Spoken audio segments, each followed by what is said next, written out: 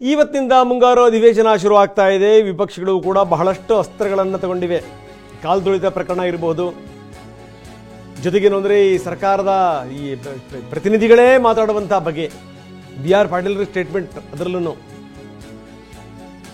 ಇಂಥ ಹಲವಾರು ಸಂಗತಿಗಳು ಚರ್ಚೆಗೆ ಬರ್ತವೆ. ಇವತ್ತು ನಿಲುವಳಿ ಸೂಚನೆ ಮಂಡಿಸಲಿಕ್ಕೆ ಬಿಜೆಪಿ ನಿರ್ಧಾರ ಮಾಡಿದೆ. BR ಪಾಟೀಲ್ ಅವರ ಹೇಳಿಕೆಗೆ ಸಂಬಂಧಪಟ್ಟಂತೆ ಇನ್ನು ಸರ್ಕಾರದ ವಿರುದ್ಧ ಭ್ರಷ್ಟಾಚಾರದ ಆರೋಪ ಹೊರಿಸಲಿಕ್ಕೂ ಕೂಡ ಪ್ಲಾನ್ ಮಾಡಲಾಗಿದೆ. ಗೊಬ್ಬರದ ಸಮಸ್ಯೆ ಜಾಸ್ತಿ ಆಗ್ತಿರುವಂಥದ್ದು, ಆ ಗೊಬ್ಬರದ ಸಮಸ್ಯೆಯನ್ನ ಕೇಂದ್ರದ ಮೇಲೆ ಹಾಕಲಿಕ್ಕೆ ಮಾಡ್ತಿರುವಂಥ ಪ್ರಯತ್ನಗಳು, ಕಾಲ್ತುಳಿತ, ಇವೆಲ್ಲ ಅಸ್ತ್ರಗಳು ವಿಪಕ್ಷದ ಬಳಿ ಇವೆ. ವಿಪಕ್ಷ ಎಷ್ಟರ ಮಟ್ಟಿಗೆ ಝಳಪಿಸುತ್ತೆ ನೋಡಬೇಕು. ಇವನ್ನೆಲ್ಲವನ್ನು ಕೂಡ ಒಳ್ಳೊಳ್ಳೆ ಅಸ್ತ್ರಗಳಿವೆ. ಬಿಜೆಪಿ ಮತ್ತು JDS ಜಂಟಿ ಪ್ರತಿಭಟನೆ ಮಾಡ್ತವೆ. RCB ಕಾಲ್ತುಳಿತ ಪ್ರಕರಣಕ್ಕೆ ಸಂಬಂಧಪಟ್ಟಂತೆ ಜಂಟಿ ಪ್ರತಿಭಟನೆ. ಗಾಂಧಿ ಪ್ರತಿಮೆಯ ಬಳಿ ಎರಡೂ ಪಕ್ಷಗಳ ನಾಯಕರು, ದೋಸ್ತಿ ನಾಯಕರು ಪ್ರತಿಭಟನೆಯನ್ನ ಮಾಡ್ತಾರೆ. ಅದಕ್ಕೋಸ್ಕರ ಎಲ್ಲ ಸಿದ್ಧತೆಗಳನ್ನು ಕೂಡ ಮಾಡಿಕೊಳ್ಳಲಾಗಿದೆ.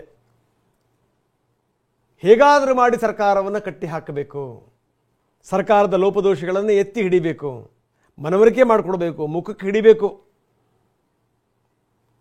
ಈ ರೀತಿ ಹಲವಾರು ಪಾಯಿಂಟ್ಗಳನ್ನು ನೋಟ್ ಮಾಡ್ಕೊಂಡಿದ್ದಾರೆ. ಅದರಲ್ಲಿ ವೆರಿ ಇಂಪಾರ್ಟೆಂಟ್ ಅಂದರೆ ಕಾಲ್ತುಳಿತ ಪ್ರಕರಣ. ಕಾಲ್ತುಳಿತ ಪ್ರಕರಣ, ಅದರಲ್ಲಿ ಸರ್ಕಾರವೇ ಪಾಲ್ಗೊಂಡಂಥ ಬಗೆ, ಅದಾದಮೇಲೆ 5 ಜನ ಪೊಲೀಸರ ವಿರುದ್ಧ ಕ್ರಮ ಜರುಗಿಸಿದ್ದು, ಆಮೇಲೆ ಅದನ್ನು ವಾಪಸ್ ತಗೊಂಡಿದ್ದು, ಹಿರಿಯ ಅಧಿಕಾರಿಗಳ ಮೇಲೆ ಇನ್ನೂ ಕ್ರಮ ಜರುಗಿಸದೇ ಇರೋದು, ಇನ್ನು ಸರ್ಕಾರದ ವಿರುದ್ಧ ದಲಿತಾಸ್ತ್ರವನ್ನು ಪ್ರಯೋಗಿಸಬೇಕು ಅಂತ ಬಿಜೆಪಿ ಮತ್ತು JDS ಚಿಂತನೆ ಮಾಡ್ತಾ ಇವೆ. SC/ST ಹಣ ಬಳಕೆ ಗ್ಯಾರಂಟಿಗೆ ನೀವು SC/ST ಉದ್ಧಾರಕ್ಕೆ ಇಟ್ಟಿರುವಂಥ ಹಣವನ್ನು ಬಳಕೆ ಮಾಡ್ತೀರಿ. ಇದೆಷ್ಟು ಮಟ್ಟಿಗೆ ಸರಿ? ಅಂಕಿ ಅಂಶಗಳ ಸಮೇತ ಇದನ್ನು ಮಂಡಿಸಬೇಕು. ಈ ರೀತಿಯ ಪ್ಲಾನ್ಗಳನ್ನು ವಿಪಕ್ಷಗಳು ಮಾಡಿವೆ.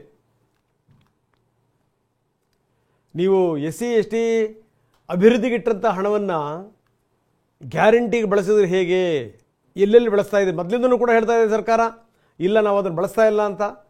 ಅಂಕಿ ಅಂಶಗಳ ಸಹಿತವಾಗಿ ಅದನ್ನು ಇಡಬೇಕು ಅನ್ನುವಂಥ ತೀರ್ಮಾನಕ್ಕೆ ಬರಲಾಗಿದೆ.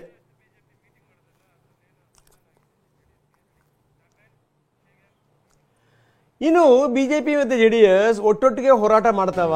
ನೀವು ನಮ್ಮ ಗಮನಕ್ಕೆ ತರದೇ ಏನೇನೋ ಮಾಡ್ತೀರಿ ಅಂತ JDS ಯಾವಾಗಲೂ ಕೂಡ ದೂರುತ್ತೆ ಬಿಜೆಪಿಗೆ. ನಿನ್ನೆ ಸಮನ್ವಯ ಸಭೆಯಲ್ಲೂ ಕೂಡ ಈ ಬೇಸರ ವ್ಯಕ್ತವಾಯಿತು. ನಮಗೆ ಹೇಳದೆ ಕೇಳದೆ ಮಾಡ್ತೀರಿ, ಜಂಟಿ ಹೋರಾಟ ಅಂತ ಅಂತೀರಿ, ಆದರೆ ನಿಮಗೆ ತಿಳಿದಿದ್ದು ನೀವು ಮಾಡ್ತೀರಿ, ನಿಮಗೆ ಏನು ತೋಚುತ್ತೋ ಅದನ್ನೇ ಮಾಡ್ತೀರಿ, ಏಕಾಂಗಿ ಹೋರಾಟ ಮಾಡ್ತೀರಿ. ಈ ರೀತಿ ಬಿಟ್ಟರೆ ದೋಸ್ತಿಗಳ ನಡುವೆ ಭಿನ್ನಾಭಿಪ್ರಾಯ ಇದೆ ಎನ್ನುವಂಥ ಸಂದೇಶ ರವಾನೆ ಆಗುತ್ತೆ. ನಾಳೆ ತಪ್ಪು ಸಂದೇಶಕ್ಕೆ ಕಾರಣ ಆಗುತ್ತದು. JDS ನಾಯಕರು ನೇರವಾಗಿ ಬೇಸರ ವ್ಯಕ್ತಪಡಿಸಿದ್ದಾರೆ. ಹೋರಾಟ ಗಿರಾಟ ಮಾಡೋದಾದ್ರೆ ನಮಗೆ ಗಮನಕ್ಕೆ ತಂದು ಮಾಡಿ, ನಿಮಗೆ ನೀವು ಏನು ತೋಚುತ್ತೋ ಅದನ್ನು ಮಾಡಿಬಿಟ್ರೆ ನಮ್ಮಲ್ಲಿ ಗೊಂದಲ ಸೃಷ್ಟಿಯಾಗುತ್ತೆ. ಈ ರೀತಿ ಆದರೆ ನಾವು ಕಾಂಗ್ರೆಸ್ಸಿಗೆ ಆಹಾರ ಆಗಿಬಿಡ್ತೀವಿ. ಹೀಗಾಗಿ ನಾವು ಒಟ್ಟೊಟ್ಟಿಗೆ ಹೋರಾಟ ಮಾಡಬೇಕು ಅನ್ನುವಂಥ ಇರಾದೆಯನ್ನು ನಾಯಕರು ವ್ಯಕ್ತಪಡಿಸಿದ್ದಾರೆ. ಇಂದಿನಿಂದ ಮುಂಗಾರು ಅಧಿವೇಶನ. ವಿಪಕ್ಷಗಳು ಕೂಡ ಹಲವಾರು ಅಸ್ತ್ರಗಳನ್ನು ಸಿದ್ಧ ಮಾಡಿಕೊಂಡಿವೆ. ಸರ್ಕಾರ ಕೂಡ ಅವ್ರನ್ನ ಎದುರಿಸಲಿಕ್ಕೆ ಎಲ್ಲ ರೀತಿಯ ಸಿದ್ಧತೆಗಳನ್ನು ಮಾಡಿಕೊಂಡಿದೆ.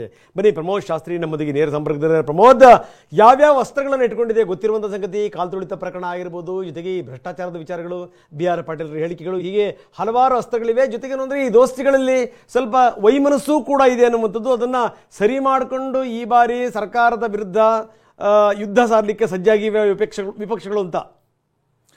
ರಂಗನಾಥ್, ಪ್ರತಿ ಬಾರಿ ಕೂಡ ವಿಪಕ್ಷಗಳು ಒಂದಲ್ಲ ಒಂದು ಅಸ್ತ್ರಗಳನ್ನು ಜಳಪಿಸ್ತಾನೆ ಇರುತ್ತೆ. ಆದರೆ ಸದನದ ಒಳಗಡೆ ಬಂದಾಗ ಸಮಯದ ಅವಕಾಶವಿಲ್ಲದೋ ಅಥವಾ ಸರಿಯಾದಂಥ ಕೋರ್ಡಿನೇಷನ್ ಇಲ್ಲದೇನೋ ಅಥವಾ ಮಾಹಿತಿಯ ಕೊರತೆಯಿಂದನೋ ಸರಿಯಾದಂಥ ರೀತಿಯಲ್ಲಿ ಇಂಪ್ಲಿಮೆಂಟ್ ಆಗಿಲ್ಲ. ಅದು ಬೆಳಗಾವಿ ಅಧಿವೇಶನ ಇರ್ಬೋದು, ಕಳೆದ ಬಾರಿ ಅಧಿವೇಶನ ಇರ್ಬೋದು, ಈಗ ಮುಂಗಾರು ಅಧಿವೇಶನ ಬರ್ತಾ ಇದೆ. ಈ ಬಾರಿ RCB ಕಾಲ್ತುಳಿತ ಪ್ರಕರಣದಲ್ಲಿ ಸರ್ಕಾರವನ್ನೇ ಗುರಿಯಾಗಿಸಿ ಸರ್ಕಾರವನ್ನೇ ಜವಾಬ್ದಾರಿಯನ್ನಾಗಿಸುವಂಥ ಕೆಲಸವನ್ನು ವಿಪಕ್ಷಗಳು ಮಾಡ್ತಾವೆ. ಈ ನಿಟ್ಟಿನಲ್ಲಿ ಅಧಿಕಾರಿಗಳ ವಿರುದ್ಧ ಕ್ರಮಗಳನ್ನು ಕೈಗೊಂಡಿದ್ದೀರಿ. ಅಂದರೆ ಸರ್ಕಾರದ ಭಾಗವಾಗಿರುವಂಥ ಅಧಿಕಾರಿಗಳ ವಿರುದ್ಧ ಕ್ರಮ ಆದರೆ ಸರ್ಕಾರದಲ್ಲಿ ಸದನದಲ್ಲಿರುವಂತಹ ಮಂತ್ರಿಗಳ ವಿರುದ್ಧ ಕ್ರಮ ಏಕಿಲ್ಲ ಅನ್ನುವಂಥದ್ದು ವಿಪಕ್ಷಗಳ ಪ್ರಶ್ನೆ. ಇದರ ಜೊತೆಗೆ ಗ್ಯಾರಂಟಿ ಯೋಜನೆಗಳಿಗೆ ದಲಿತರ ಹಣವನ್ನ SCP TSP ಹಣವನ್ನ ವರ್ಗಾವಣೆ ಮಾಡೋಕ್ಕೆ ಸಂಬಂಧಪಟ್ಟಂತೆ ತುಂಬಾ ಗಂಭೀರವಾಗಿ ಚರ್ಚೆ ಮಾಡೋದಕ್ಕೆ, ನಿಲುವಳಿ ಸೂಚನೆ ಕೊಡೋದಕ್ಕೆ ಕೂಡ ವಿಪಕ್ಷಗಳು ಮುಂದಾಗ್ತವೆ. ಇದಲ್ಲದೆ ರೈತಾಪಿ ವರ್ಗದ ಕೆಲವೊಂದಿಷ್ಟು ಸಮಸ್ಯೆ ಇದೆ. ಪ್ರಮುಖವಾಗಿ ಗೊಬ್ಬರ ಮತ್ತು ಯೂರಿಯಾ ಸಮಸ್ಯೆ ನಿರಂತರವಾಗಿದೆ. ಈಗಾಗಲೇ ಮಳೆ ಬರ್ತಾ ಇದೆ, ಮಳೆ ಬಂದು ಬಿತ್ತನೆ ಕಾರ್ಯ ಕೂಡ ಆರಂಭವಾಗಿದೆ. ಇಷ್ಟಾದ್ರೂ ಕೂಡ ಸೂಕ್ತ ರೀತಿಯಲ್ಲಿ ಗೊಬ್ಬರ ಆಗಲಿ ಯೂರಿಯಾ ಆಗಲಿ ಸಿಗ್ತಾ ಇಲ್ಲ. ಇದನ್ನು ಕೂಡ ಸದನದಲ್ಲಿ ಪ್ರಸ್ತಾಪ ಮಾಡೋದಕ್ಕೆ ತೀರ್ಮಾನ ಮಾಡಲಾಗಿದೆ. ಅದರ ಜೊತೆಗೆ ತೊಗರಿ ಬೆಳೆ ಸಮಸ್ಯೆ ಸಾಕಷ್ಟು ದೊಡ್ಡದಾಗಿದೆ, ಪ್ರಮುಖವಾಗಿ ಹೈದರಾಬಾದ್, ಕರ್ನಾಟಕ, ಗುಲ್ಬರ್ಗಾ ಭಾಗದಲ್ಲಿ. ಅದನ್ನು ಕೂಡ ಚರ್ಚೆ ಮಾಡುತ್ತೆ. ಇದೆಲ್ಲಕ್ಕಿಂತ ಮಹತ್ವದ್ದಾಗಿ ಬಿಜೆಪಿ ಮತ್ತು JDS ನಡುವೆ ಒಂದು ರೀತಿಯಂತ ಕೋರ್ಡಿನೇಷನ್ ಕಳೆದ ಬಾರಿ ಕಂಡು ಬರ್ತಾ ಇರಲಿಲ್ಲ. ಹೀಗಾಗಿ ನಿನ್ನೆ ಒಂದು ವಿಶೇಷವಾದಂತಹ ಸಮನ್ವಯ ಸಮಿತಿ ಸಭೆ ಮಾಡಿ ಅಲ್ಲಿ ಯಾವ ವಿಚಾರವನ್ನ ಸದನದಲ್ಲಿ ಪ್ರಸ್ತಾಪ ಮಾಡಬೇಕು ಅನ್ನುವಂತ ಒಂದು ಸಭೆಯನ್ನ, ಒಂದು ಮಾತುಕತೆಯನ್ನ ಮಾಡಿರುವಂತದ್ದು ವಿಪಕ್ಷಗಳ ಮಟ್ಟಿಗೆ ಒಂದು ಒಳ್ಳೆಯ ಬೆಳವಣಿಗೆ. ಈ ಒಂದು ಸಭೆಯಲ್ಲಿ JDS ನ ನಾಯಕರು, ಶಾಸಕರು ನೇರವಾಗಿಯೇ ಮಾತುಗಳನ್ನು ಹೇಳಿದ್ದಾರೆ. ಪ್ರತಿ ಬಾರಿ ಕೂಡ ಬಿಜೆಪಿ ಒಂದು ರಾಷ್ಟ್ರೀಯ ಪಕ್ಷವಾಗಿ ಹೋರಾಟವನ್ನ ಮಾಡುತ್ತೆ. ಆದ್ರೆ ಹೋರಾಟ ಮಾಡುವಂತ ಸಂದರ್ಭದಲ್ಲಿ ಯಾವುದೇ ರೀತಿಯಂತ ಮಾಹಿತಿ ನೀಡಲ್ಲ, ಏಕಾಂಗಿಯಾಗಿ ಮಾಡುತ್ತೆ, ದಿಢೀರಾಗಿ ಹೇಳುತ್ತೆ. ಇದರಿಂದ ನಮ್ಮ ನಾಯಕರ, ಕಾರ್ಯಕರ್ತರ ಲಭ್ಯತೆ ಅಲಭ್ಯತೆ ಬಗ್ಗೆ ಕೂಡ ನಮಗೆ ಮಾಹಿತಿ ಇರಲ್ಲ. ಹೀಗಾಗಿ ನಮ್ಮನ್ನ ಬಿಟ್ಟು ಮಾಡೋದ್ರಿಂದ ಸದನದ ಒಳಗೆ ಮತ್ತು ಸದನದ ಹೊರಗೆ ಬೇರೆ ರೀತಿಯಾದಂತಹ ಸಂದೇಶ ಹೋಗುತ್ತೆ. ಈ ರೀತಿಯಾದಂತ ಸಮಸ್ಯೆ ಆಗಬಾರ್ದು ಅನ್ನುವಂತ ಮಾತನ್ನು ಕೂಡ ಹೇಳಿದ್ರು. ಆಗ ಬಿಜೆಪಿ ಕೂಡ ಪ್ರತಿಕ್ರಿಯೆ ನೀಡಿದೆ. ಬಿಜೆಪಿ ನಾಯಕರು ಕೂಡ ಮಾತನಾಡಿದ್ದಾರೆ. ಇನ್ನು ಮುಂದೆ ಈ ತರ ಆಗಲ್ಲ, ಪ್ರತಿದಿನ ಸದನ ಆರಂಭಕ್ಕೂ ಮೊದಲು ಅಥವಾ ಹಿಂದಿನ ದಿನನೋ ದೂರವಾಣಿ ಮೂಲಕನೋ ಅಥವಾ ಖುದ್ದಾಗಿ ಮಾತುಕತೆ ಮಾಡಿ, ಮೀಟಿಂಗ್ ಮಾಡಿ ವಿಷಯ ಚರ್ಚೆ ಮಾಡೋಣ ಅಂತ ಹೇಳ್ತಾರೆ. ಇವತ್ತಿನಿಂದ ಸಮರ ಆರಂಭವಾಗ್ತಿದೆ. ಈ ಸಮರವೋ ಸಮರಸವೋ ಇದನ್ನ ಕಾದ್ ನೋಡ್ಬೇಕಾಗತ್ತೆ. ಧನ್ಯವಾದ ತಮ್ಮೆಲ್ಲ ಮಾಹಿತಿಗೆ.